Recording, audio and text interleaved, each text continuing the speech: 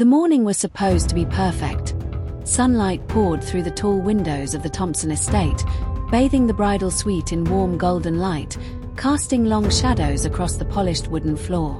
Emily Thompson stood in front of the full-length mirror, her hands lightly brushing the folds of her ivory lace gown, fingers tracing the delicate embroidery along the neckline. Every detail had been chosen with care: the pearl buttons on the back, the satin ribbons along the hem, the soft silk lining that brushed against her skin. She took a deep breath, the scent of fresh lilies and roses filling the room, mingling with the faint aroma of her perfume, sweet but delicate, like the first days of spring. Around her, the bridesmaids moved in quiet efficiency, laughter spilling into the room like soft music, punctuated by whispers and gentle chattering. They fussed over the veil, smoothing stray curls, checking the fit of the bodice, and adjusting the train of the gown. Each movement was precise, careful, as if a single misstep could shatter the perfect illusion of the day. Outside, the estate grounds were alive with motion. Cars gliding up the long driveway, guests stepping out in gleaming dresses and suits, excited chatter spilling across the manicured lawns. A soft breeze carried the scent of flowers into the suite, but for Emily, the air felt heavy. Her heart raced, excitement battling an undercurrent of unease. She had been dreaming about this day for years, planning every detail meticulously, yet a small, persistent voice whispered doubts she could not fully ignore. Could she trust Jason? Could she trust herself to take this step? Could she trust that the promises whispered in private moments would survive the scrutiny and pressure of the public day? She shook her head, forcing a smile at her reflection, attempting to banish the shadows creeping along the edges of her joy. Today was meant to be about love, celebration, and beginning a new life, but the whisper remained, faint yet insistent, like a shadow lurking just beyond the light. She turned slightly, examining herself from every angle. Her hair, long and blonde, was styled in soft waves, cascading over her shoulders, each curl catching the sunlight. Her makeup was soft, natural, accentuating the clear blue of her eyes, the delicate curve of her lips. Even the subtle jewelry she had chosen, a simple necklace, small pearl earrings, was meant to reflect quiet elegance, not flash.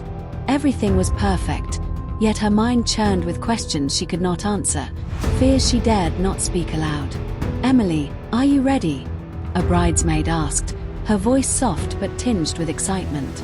Emily nodded, taking another deep breath, willing herself to focus on the joy around her, the smiles, the laughter, the anticipation. But the quiet thread of unease remained, tightening in her chest like a cord pulled too taut. Minutes passed, and it was time to leave the suite. One of the bridesmaids glanced around, expecting Emily to follow, only to find her absence immediately alarming. Her shoes were neatly placed at the edge of the bed, her phone still charging, her dress hanging perfectly, undisturbed. A chill ran through the room. She had disappeared without a trace.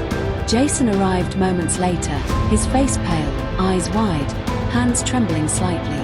"Emily," he called, his voice cracking with tension. He moved through the suite, calling her name again and again, each echo bouncing against the walls, unanswered. The room seemed to grow colder, heavier with each passing second. Guests and staff gathered at the door, whispers rising, fear and confusion spreading quickly through the room. How could someone vanish on the day of their wedding? Emily Thompson, the bride who had spent months planning this day, the woman everyone had admired for her poise and composure, was gone. Detective Laura Matthews arrived, her presence commanding and calm, immediately taking control of the scene. She had seen panic before, but this was different. The room showed no signs of struggle. No overturned furniture, no broken locks, no smashed windows. Everything in its place. Yet Emily was missing. This was not the work of nerves or cold feet. Something deeper, something far more troubling, was at play. Guests were questioned one by one, their voices soft, overlapping, contradicting each other in subtle ways. Matthews observed quietly, noting the discrepancies, and her gaze kept returning to Jason. His posture was rigid, his voice clipped, his fingers drumming nervously on the edge of the table. He avoided eye contact, his responses slightly too rehearsed, too controlled. Small tells betrayed him, the flicker of a glance toward the door, the shallow breaths, the way his jaw tightened ever so slightly. Detective Matthews took careful notes, instinct screaming that he knew far more than he let on. Jason insisted he had last seen Emily the night before. He spoke of her excitement, her happiness, her eagerness for the life they would begin together. But the tension in his body betrayed his words. Each answer was measured, too precise. He shifted constantly in his seat, a subtle sign of unease, the kind Matthews had learned to notice over countless cases. Meanwhile, the investigation began revealing Emily's hidden life. Beneath the polished exterior, a tangled web of financial stress emerged. Secret loans, failed investments, mounting debts, all concealed from friends, family, and even the wedding planners. Emily had carried it all silently, smiling through the pressure, pretending everything was fine. Each new document added another layer to a picture no one could have imagined. A life that appeared flawless, but in truth was suffocating beneath invisible weight.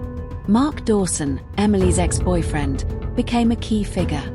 Though their romantic relationship had ended years prior, he had remained her confidant, aware of her late-night worries, her sleepless nights, and her quiet anxieties. He had sent texts of comfort, offered advice, and cautioned her when pressure became too much. But there had been limits to what he could do. He could not save her from circumstances controlled by Jason, circumstances that had silently built around her for months. Mark was brought in for questioning. He was defensive, wary, and guarded, but under Matthew's calm, piercing questioning, he admitted the truth. He knew about Emily's debts, her sleepless nights, her quiet anxiety. But he insisted he had no involvement in her disappearance. When Jason's name came up, Mark's demeanor shifted. His voice dropped, hard and cold.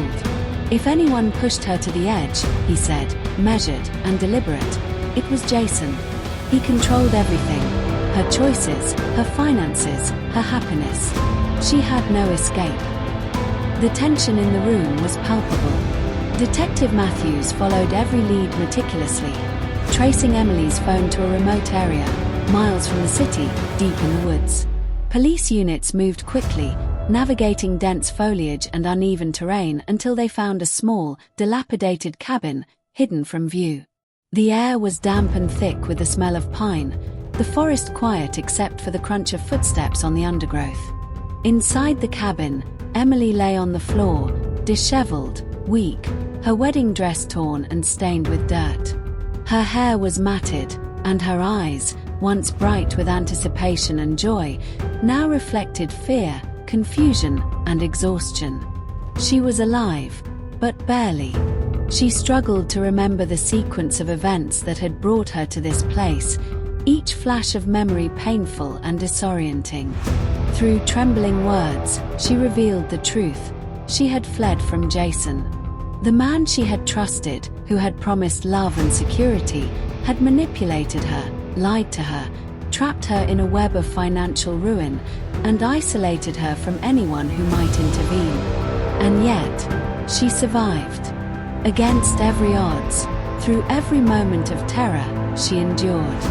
Jason was arrested shortly afterward, facing charges that included kidnapping, manipulation, and a string of financial crimes. The man who had promised her a fairy tale life had instead orchestrated a nightmare. Emily, though traumatized, emerged stronger. In the courtroom, she stood tall, shoulders squared, face calm yet resolute, dignity replacing fear. She had survived darkness that could have destroyed anyone, and now she reclaimed her life. Her wedding day had ended in chaos, but Emily discovered something far more valuable than any ceremony: freedom. She had escaped manipulation, control, deceit. She stepped into a life she could finally shape for herself, for the first time fully her own. Emily had been missing, yes, but now she was truly found. Found in courage, in strength, in hope, in the determination to live her story on her own terms. And as she walked away, leaving the past behind, Emily Thompson finally breathed, smiled, and lived.